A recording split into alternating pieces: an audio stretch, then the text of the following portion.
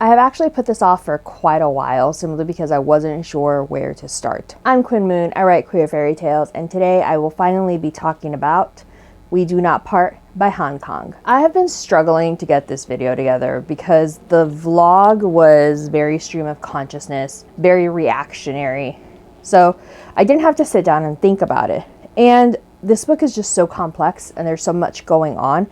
I was actually really intimidated to talk about it, but I can't put it off forever. And I'm really excited to talk about one of my favorite authors and one of my favorite books by one of my favorite authors. But that's not quite fair because almost everything Kang writes is like my favorite. So what I'm going to start with, because this is the only way I can structure the video, is let's start with the actual story, then talk about the themes, and then what I took from the book. There's just so much depth to this book. I don't have the expertise to appropriately unpack it. So I'm just gonna do my best because that's all we can do, and hopefully it comes out a little coherent. So ink on the page, what are we working on? This story at its most basic tells the story of two friends that are both artists. It is the story of Kang and Insun and their 20-year friendship. At the beginning of this book, we find Kang in some serious depression. She is getting ready to leave this world, but she's struggling to determine who to leave her last will to.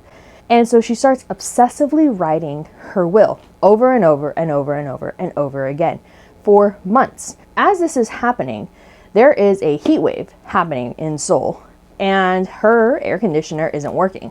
So as she is debating leaving this world, she is laying in her flat, sweating for 2 long months. For 2 months, she's just sitting there sweating and debating when is a good time to go. She eventually decides she cannot bring herself to inconvenience anybody with her unfortunate passing, and that she doesn't have anybody to really request the final rites. I'm not even sure. This is so sad. But she decides there's nobody she feels comfortable inconveniencing with her demise. Therefore, she has the unfortunate task to keep on living. She structures her days around a little shop, around some minor tasks, but overall, she's still very much in depression, wondering why she's here. As all of this is happening, she has a recurring nightmare of open mass graves, and we slowly start to see that she was a writer, and she was researching a massacre at G. That's all we get.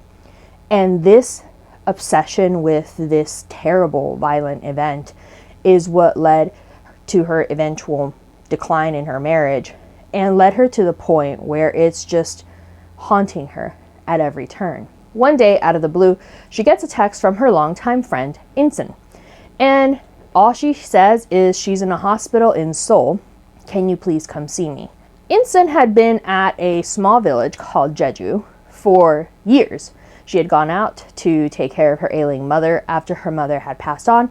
Insun had decided to stay out there. So it was a shock and very sudden for Insun to just appear at a hospital in Seoul. Not only what happened to get you here, how did you get here? Because we come to find out that Jeju is a very isolated little village without a whole lot of infrastructure to support a very sudden transition to a hospital in Seoul.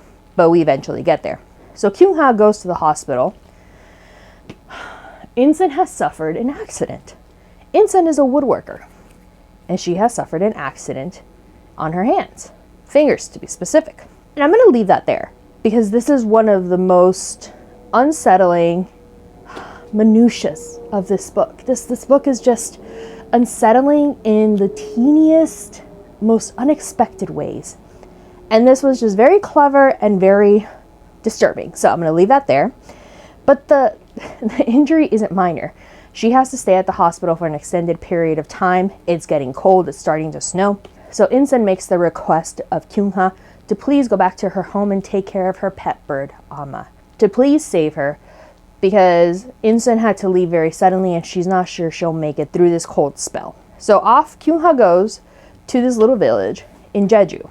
This is where we start getting into the surreal element of this very lovely book. Lovely, disturbing, harrowing, this disturbing tale.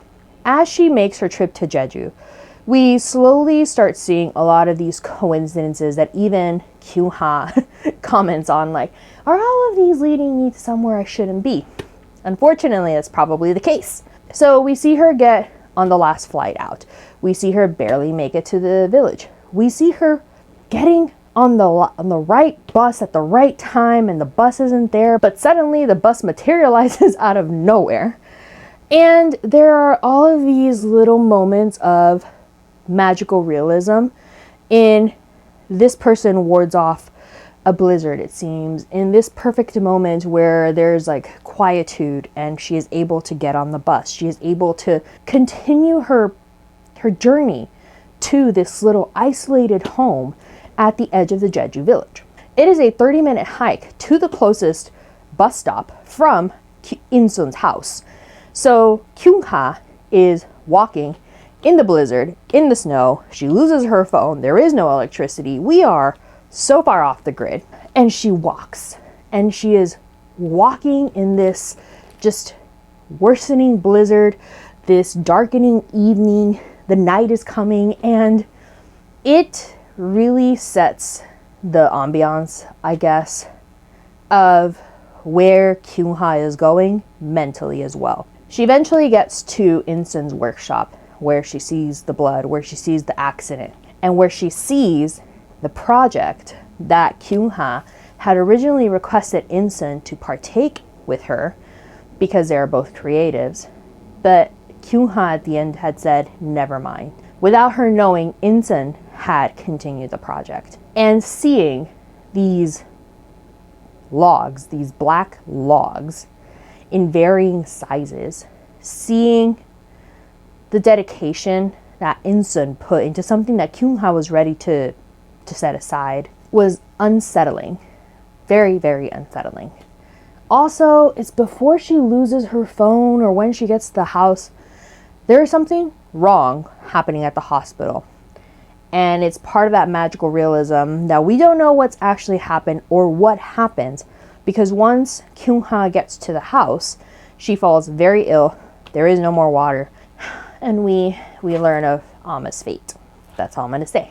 We learn of what happens to Amma. After she wakes up, did she wake up? We're still not sure.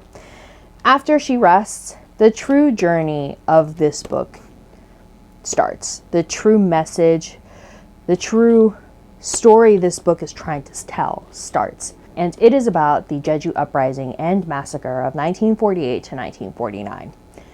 In-sun is a descendant of the few survivors of this village. And throughout the second half of the book, we get to see the story from the perspective of people still struggling with that grief. And it is a multi-generational grief. It is a grief that started with her mother. It is a grief that started with her grandmother and her aunt, and people that survived this ordeal, people that struggled to come to terms with their missing loved ones, people that searched for answers when nobody was giving them the answers. And In-sun, at their house, in this dark, mysterious place at the edge of reality, is walking Kyung-ha through all of this research that was done, through her search, through her family history, through her mother's pain, through her aunt's pain, through her multi-generational sadness, through the sadness of the village, the sadness of the village itself, and the water, the snow, the trees that witnessed something so awful and tragic. And that's the story that we're told. As this is happening, Kyung-ha finally has the space to face her own ghost, her own demons. In this haunted world where the past and the present coexist, she is able to finally look her own demons in the face and realize that the tragedy that haunts her, that possessed her to write her book, is similar to In-sun's. But unlike In-sun, who's ready to find answers, to try to decipher what happened and continue to heal and try to find closure, Kyung-ha is still afraid. But as In-sun is sharing her story, Kyung-ha can't help but listen. And as the night draws out, and as the spirits start showing up, as the shadow of the birds, as Insun and Kyung-ha share this eternally long night together, and the dawn finally starts coming, we're left with so many questions of what's real, what's not. Not only is there the wound that seems to never have the ability to heal from this terrible event in history, but there's ultimately the question of Kyung-ha and Insun themselves. And I think that's where I'm going to leave that. This book was such a rewarding read. I loved it so much. I paired it with the audiobook because I wasn't going to be able to complete it otherwise, and it's not very long. And I struggled to put my thoughts into words over a book that tackled something so personal to a people, to a country, and the sadness that probably still permeates an entire group of people. Hong Kong's books explore a variety of themes, one of which is female relationships. The relationship in this book between Insun and Kyung-ha that spans 20 years is so beautifully and wonderfully depicted because of the long period of time. When you're friends with someone for that long, you're not usually side by side, always together.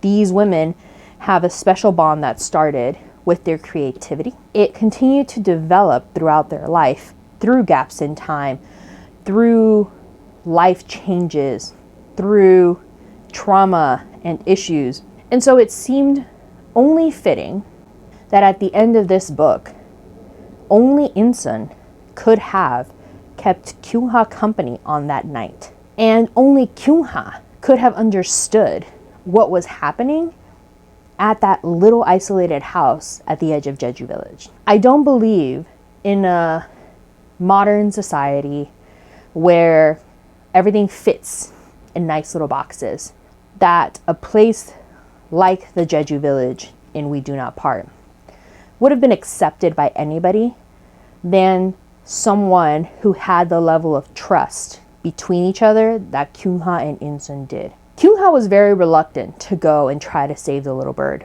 but the option of saying no was almost as impossible as getting the snow to stop to her. Even though she wanted to say no, that hardly seemed like an option, and I believe that it was only as a result of these two women's close, beautiful relationship that Kyung-ha was able to go so blindly to this house in the middle of the night to try to save this little bird. And it was only these two women that could have held each other in their darkest moments, going through their saddest stories, their saddest truths, and unpacking it, and going through these pictures and these news articles showing the sad trauma of what happened, and knowing that that other person understood.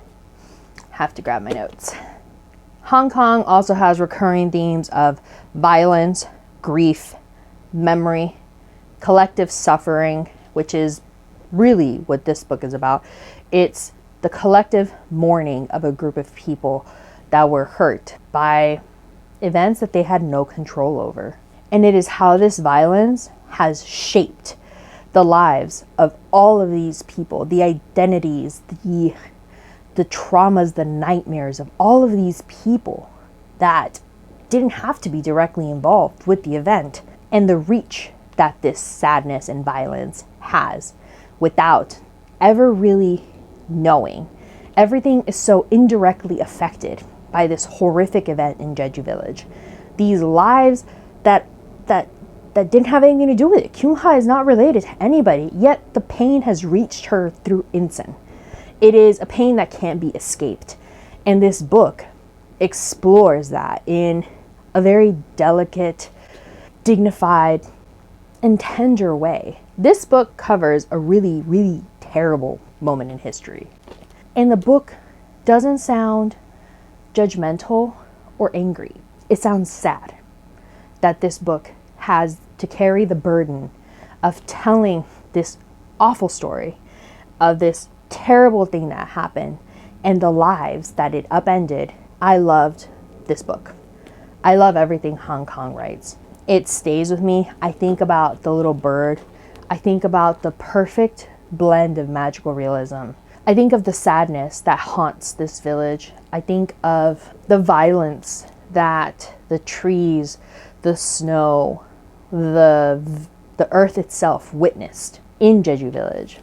And this book really exemplifies that the intangible ramifications of such violence are just as terrible as the tangible. Just because the violence ended with the lives that were lost doesn't mean that the cycle of violence has stopped. There are haunting memories that lurk at every turn. There are unknowns and nightmares that lurk in everybody's heart in Jeju. And everyone seems to carry this sadness. Insun carries the burden of trying to find peace that her mother didn't get, that her aunt didn't get, that her neighbors didn't get. And she carries the burden of trying to make sense of it and trying to find peace. And Kyung-ha took on the burden of the people at G. And we see the two paths that taking such a burden on can lead you down. Insun has channeled it into her art. She's channeled it into her life. She's tried to work through it. She's tried to take it and make something tangible and malleable out of it. Kyung-ha is haunted and suffering, and it will probably always haunt her. And this book has the heavy task to tell the story of these broken lives, because everybody breaks differently. And everyone in this book is broken in a different way. And we get to see that so poignantly through the tiny moments that seem really meaningless, but explain so much. The way that Insun's mother slept her whole life, the way that Insun leaves water out for Ami, is the acknowledgement of the spiritual cohabitating with the physical. This book is a winner of the Nobel Prize in Literature. I can absolutely see why. It's beautiful. If you like Hong Kong, this book did not disappoint. If you've been wanting to get into Hong Kong, I believe that it is recommended to start with, what's the book? I actually don't have it. The one Hong Kong book that I don't have. Hold up. If you've been wanting to get into Hong Kong, it is apparently recommended to start with Human Acts. I haven't read that one yet, but it's on my list. This book is amazing. I loved it. It has taken me quite a while to work up the nerve to create this video. I most certainly did not do the book justice. This book can have its own entire curriculum around it, as can Hong Kong's entire bibliography. If you've read the book, tell me what you thought. Tell me what you were expecting, because I kind of went into this pretty blind. I did not go into this knowing much, other than it was about a relationship with two women, about their friendship. I'm glad that I came into it not knowing almost anything. Not having expectations opened me up to whatever the experience was supposed to be. And if I had known it was going to be about this incident, I might have had expectations. I might have predicted some of this. Hong Kong's books are never predictable. They are non-linear, as is this one. And I love that. So I don't really have a whole lot to say other than this book was amazing. Let me know what you thought. Would love to have a discussion around this. And if there are any other resources, I've read almost everything I can about We Do Not Part. Interviews, reviews, other things. I have read so much about this book. And I'm finally doing my teeny little part in the discussion of this amazing book. So, highly recommend it if you want a book and an author that always delivers.